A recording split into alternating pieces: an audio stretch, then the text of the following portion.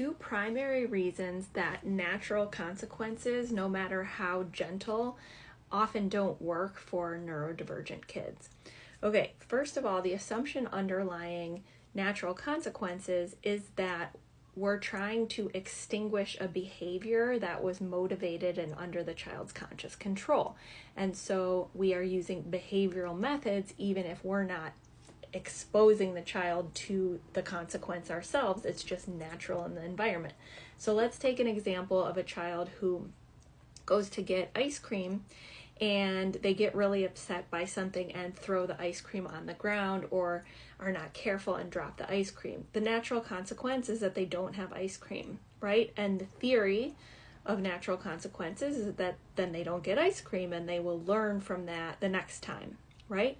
However, if the child has sensitive neuroception and something activated them, a sensory experience, the perception of a loss of autonomy, and they had a fight response that caused them to drop the ice cream, it's not a behavior, it's a nervous system response. So it's not going to matter the next time that they knew what happened of like, oh, I got upset and I threw the ice cream.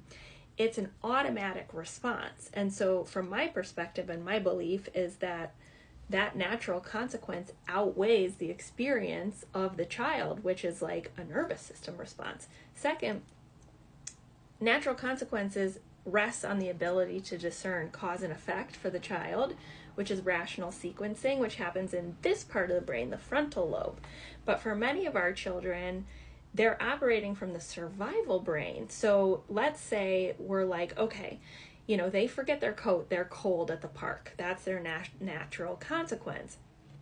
But when that happens, the cold itself can be so activating to them, either sensorially or because of the internal loss of autonomy, that they're going to have a panic response, right? And so what happens? They're in their survival brain. They can't remember or have rational thought or processing to draw causality so that they don't do the quote behavior again.